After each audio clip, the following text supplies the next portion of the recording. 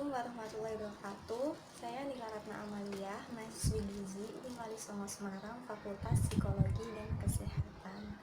Nah, pada kali ini saya akan membahas sedikit mengenai kasus pelanggaran atau penyelewengan kode etik profesi kebidanan. Nah, akhir-akhir ini kan banyak sekali nih contoh kasus-kasus pelanggaran kode etik profesi dalam bidang kesehatan, baik itu dilakukan oleh seorang dokter, bidan, perawat, dan tenaga kesehatan lainnya. Nah, tapi pada video kali ini saya akan fokus pada satu kasus, yaitu seorang bidan yang telah menelantarkan pasien ibu yang akan melahirkan.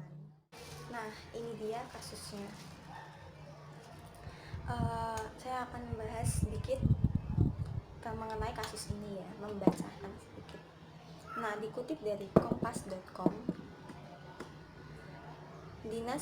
kompas.com menjelaskan bahwa Dinas Kesehatan Pemerintah Kabupaten Sampang, Jawa Timur mencabut izin praktik seorang bidan yang terbukti menelantarkan seorang ibu yang hendak melahirkan di rumah bidan tersebut. Bidan desa yang disanksi karena lalai itu berinisial SF, yakni Bidan Desa Ketapang Barat, Kecamatan Ketapang, Sampang. Pencabutan izin praktik SF ini hanya sementara, yakni selama 3 bulan, dan setelah itu yang bersangkutan diperbolehkan untuk membuka tempat praktik tersebut. IBI menjelaskan bahwa kasus penelantaran itu merupakan salah satu bentuk pelanggaran serius dan melanggar kode etik kebidanan.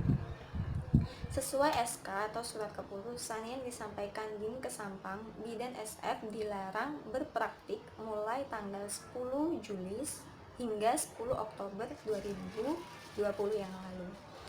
Nah, dengan kejadian ini, Dinkes meminta semua tenaga kesehatan harus tetap melayani masyarakat dalam kondisi apapun, karena itu sudah menjadi tanggung jawab para tenaga kesehatan tersebut. Sementara itu, Ketua IBI Kabupaten Sampang, Rosidah, menjelaskan, selain merekomendasikan sanksi pencabutan izin praktik sementara, Ikatan Bidan Indonesia juga memberikan pembinaan pada bidan SF.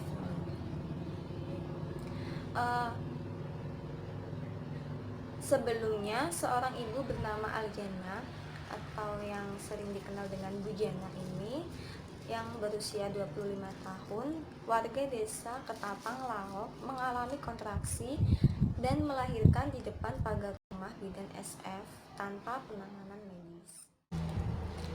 Sebelum melahirkan, pihak keluarga dari Bu Jana ini bersusah payah untuk meminta bantuan bidan tersebut agar membukakan pintu saat mendatangi tempat praktik persalinan. Namun hingga 30 menit bidan SF tak kunjung membukakan pintunya.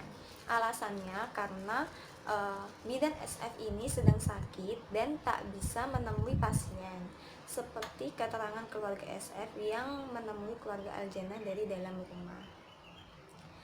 Tak beberapa lama,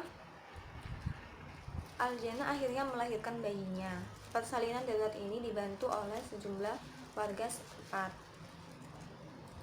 Tapi selang waktu 1 jam setelah anaknya Bu Jana ini lahir, bidan SF menemui Bu Jana ini menggunakan APD lengkap. Kurang tahu kenapa, padahal pada saat itu bilangnya bidan SF ini sedang sakit.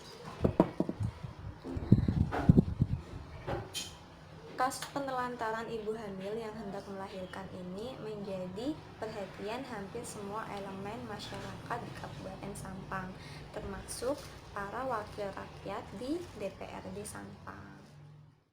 Nah, itu tadi sedikit gambaran kasus tentang pelanggaran kode etik kebidanan. Nah, menanggapi kasus yang menimpa oleh bidan SF ini, menurut saya setuju dengan sanksi yang diberikan kepada bidang SF ini, yaitu berupa pencabutan praktik kerja selama 3 bulan dan bidang SF ini diberikan pembinaan secara khusus, karena ini bertujuan agar bidang SF ini sadar akan tanggung jawabnya dan lebih memiliki empati kepada masyarakat sekitar, kepada pasiennya yang sedang membutuhkan. Terus solusi dari saya sendiri, ini solusi saya. Jadi diharapkan dari kasus ini dapat memberikan kesadaran bagi tenaga kesehatan apapun itu tentang profesi yang telah disandangnya. Mereka harus lebih bertanggung jawab, harus lebih memiliki empati, kemudian memiliki rasa iba kepada pasien maupun masyarakat sekitar yang sedang membutuhkan bantuan mereka, karena mereka merupakan salah satu pihak yang sangat berperan dalam kasus tersebut gitu. Jadi kasus ini adalah bentuk pelanggaran atau penyelewengan kode etik profesi di bidang kesehatan. Nah, sekian pembahasan contoh kasus pelanggaran kode etik profesi kebidanan. Kurang lebihnya saya mohon maaf. Wassalamualaikum warahmatullahi wabarakatuh.